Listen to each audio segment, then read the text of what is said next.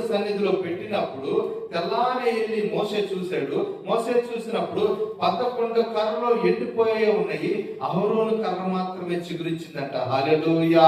అహరోను కర్ర మాత్రమే చిగురించిందంట. ఎందుకంటే అహరోను కర్ర చిగురించడమే కాదు, అది పువ్వు పూసిందంట. ఆ పువ్వు కూడా బాదము పండయిందంట.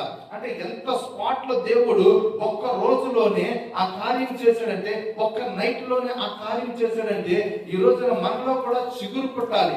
దేవుడు నాకేదో చేస్తాడు, దేవుడు నన్ను ఆదుకుంటాడు, దేవుడు నన్ను ఆదరిస్తాడు అని చిగురు పుట్టాలి. ఆ చిగురు పుట్టాలనంటే అహరోను కర్ర ఎందుకు చిగురు పుట్టిందనంటే, అహరోను దేవుడు పని చేస్తున్నాడు. హల్లెలూయా. అహరోను ఏం చేస్తున్నాడు? అహరోను దేవుడు పని చేస్తున్నాడు, దేవుణ్ణి హత్తుకొని ఉన్నాడు.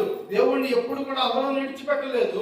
11 కర్రలు ఎండిపోయింది, 11 ప్రధాని కర్రలు ఎండిపోయింది. అహరోను కర్ర ఎందుకు చిగురించిందనంటే, దేవుణ్ణి అట్టు పెట్టుకొని దేవుడు చెప్పిన మాట విన్నాడు. హల్లెలూయా. ఈ రోజు మీరు కూడా దేవుడి మాట వింటేనే చిగురిస్తారు, దేవుణ్ణి అట్టు పెట్టుకుంటూ ఉంటేనే చిగురిస్తారు, దేవుణ్ణి మనస్సు దగ్గర ఉంటేనే మీరు చిగురిస్తారు. మీరు మన ఇష్టం వచ్చినట్టుగా మనం చేసుకుంటే చిగురించరు. అది ఎప్పటికీ కూడా అది చిగురు పుట్టదు. మనం చిగురించాలంటే అహరోను వలె మనం ఏం చేయాలి? అహరోను వలె మనం ఏం చేయాలి? దేవుణ్ణి హత్తుకొని దేవుణ్ణి అడ్డు పెట్టుకొని ఉంటేనే మనం చిగురిస్తూ ఉంటాము. హల్లెలూయా.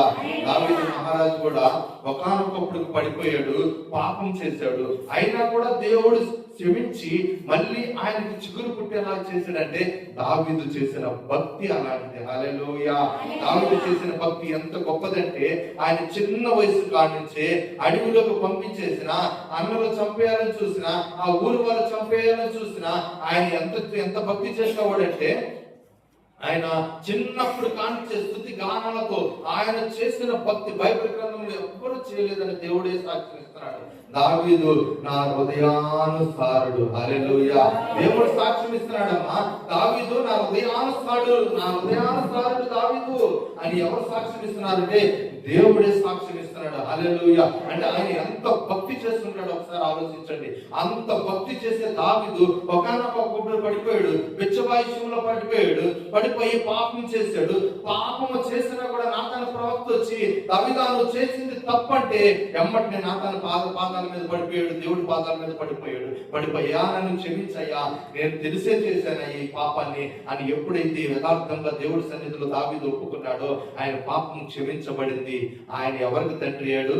దేవునికే తండ్రి అయ్యాడు. హల్లెలూయా. దావీదు కుమారుడా నన్ను దాటిపోయాడు. దావీదు ఎవరికి తండ్రి అయ్యాడు? దేవునికే తండ్రి అయ్యాడు. అంత ఇష్టడిగా ఉన్నాడు. ఎందుకు అంత ఇష్టడిగా ఉన్నాడంటే ఆయన చేసిన భక్తి అలాంటిది. ఏ నాడు కూడా దేవుడిని తీసివేయలేదు. ఆయన చేసే ప్రతి పనిలోనూ, ఆయన చేసే ప్రతి యుద్ధంలోనూ, ఆయన చేసే ప్రతి ఒక్క అవసరంలోనూ ఎవరిని ముందు పెట్టుకొని ఉండేవాడంటే దేవుణ్ణి ముందు పెట్టుకొని ఉండేవాడు. హల్లెలూయా.